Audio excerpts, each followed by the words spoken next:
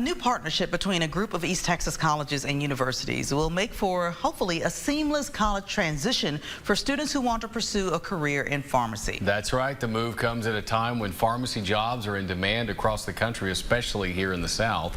KLTV7's Michael Richardson spoke with college faculty across East Texas who share how the program will impact them going forward.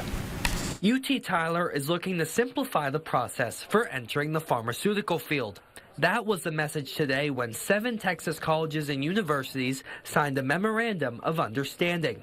Here's what the program entails. The students are provided with direct guidance as to what courses they need to take.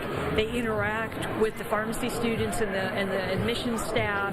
They also have a couple fees that are removed. The schools included in the program are UT Tyler, SFA, TJC, TVCC, Panola College, Sam Houston State University, and ETBU. Dr. Jessica Pace discusses how the move will impact Panola College. It is a great opportunity for our students who start at Panola College and want to pursue a degree in pharmacy. So to come over to UT Tyler and their College of Pharmacy, this is just a smooth pathway for them. The event comes at a time when pharmacy jobs are in demand. According to the American Association of Colleges of Pharmacy, in the first quarter of the year, there were over 10,000 retail pharmacy openings and availability for over 4,000 clinical pharmacists. Many of those jobs were in the southern U.S., including in Texas.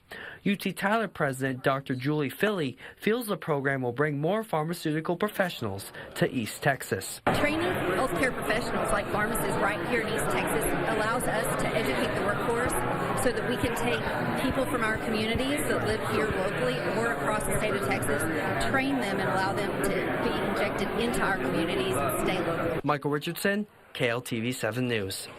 Dr. Schwartz says the College of Pharmacy hopes to admit 50 students this year. The first year class is at 42 students.